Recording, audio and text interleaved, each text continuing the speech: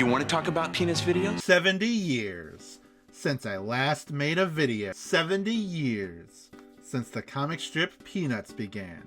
And 20 since it ended. Out of all the weirdly specific nonsense I subject you to hearing about me, from me, Peanuts may be the most weirdly specific thing that I love, considering I'm a filthy weeb that thinks that anime stuff is pretty cool. This house ain't for lying though, and I love me some Peanuts. Peanuts videos? While I definitely first was made aware of Charles Schulz's seminal comic strip via the approximately 45 animated specials that aired regularly from 1965 all the way until 2006, I became hooked on the comic strip as a snooty teenager in high school. The true demographic for Peanuts: depressed teens. It means a lot to me as a media property, and while I prefer the more existentially depressing strips over the more, I guess, relatively normal TV specials, all parts of the franchise are dear to me. Oh yes, even Snoopy's Silly Sports Spectacular on the NES.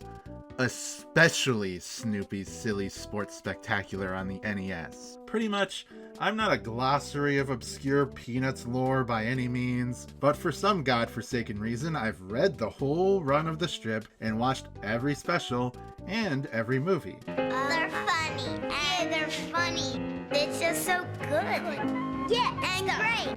So now, I figured since I have this channel, I might as well force you to share this with me.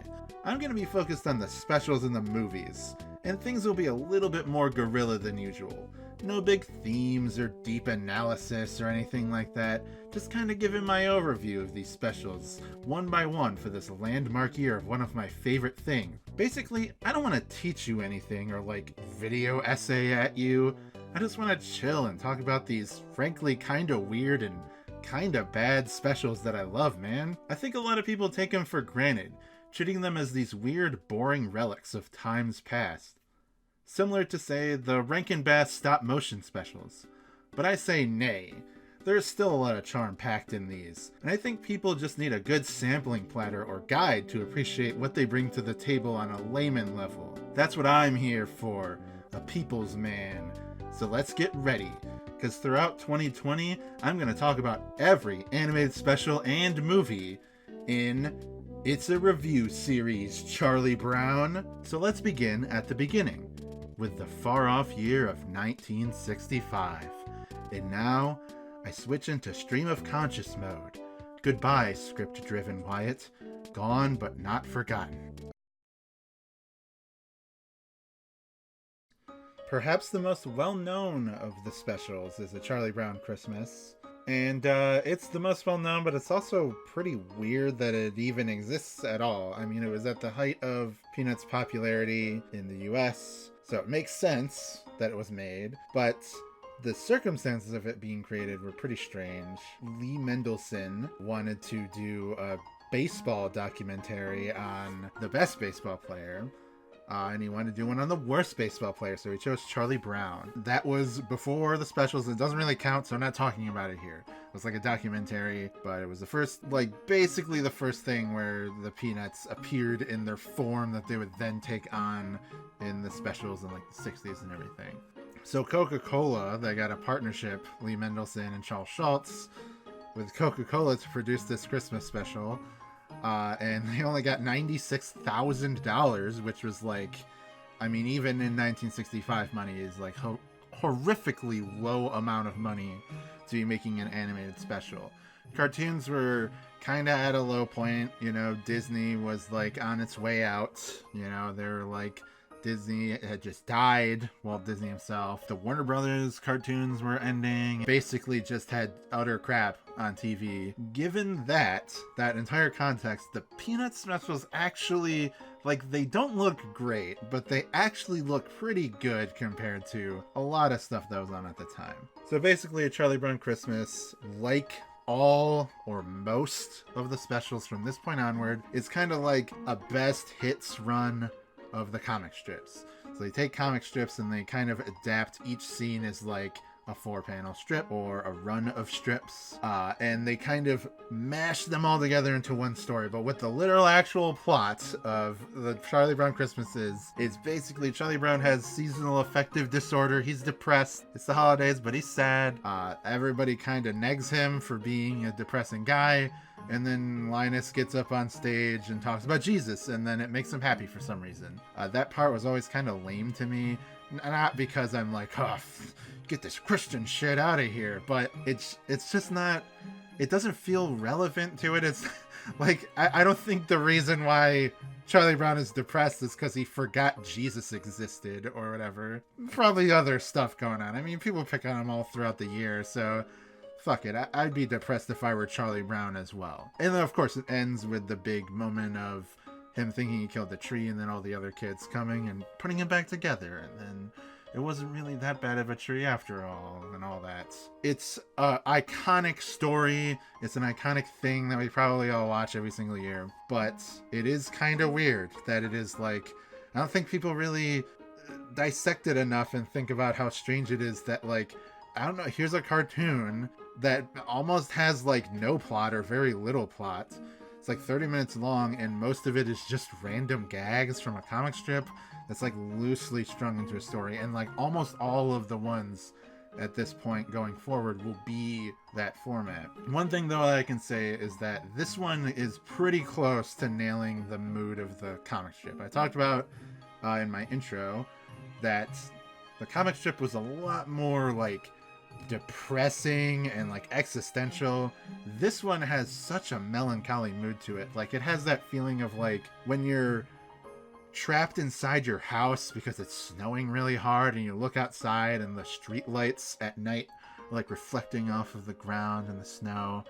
This will only make sense if you live somewhere where it snows a lot, like New York. And it just has this very like weird cozy winter feeling to it, but also like it's melancholy at the same time, like that bittersweet feeling of like everything's dying and changing before your eyes, which is probably why Charlie Brown is depressed, because he's being reminded of his own mortality via the cycle of the earth. It's a mood that basically nothing else I can really ever see capture, you know? Peanuts has this very specific mood that like no other comic strip can get, no matter what. Okay.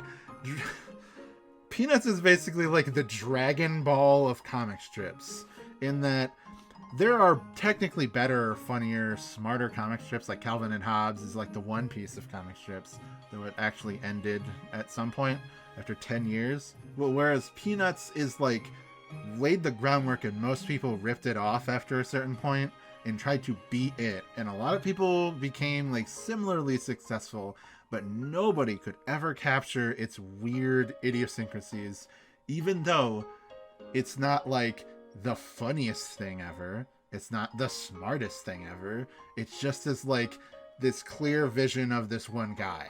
So very specific things about the special that I like is that I actually really do like the way that it looks. It has like it's probably one of the better looking of the animated specials from the 60s.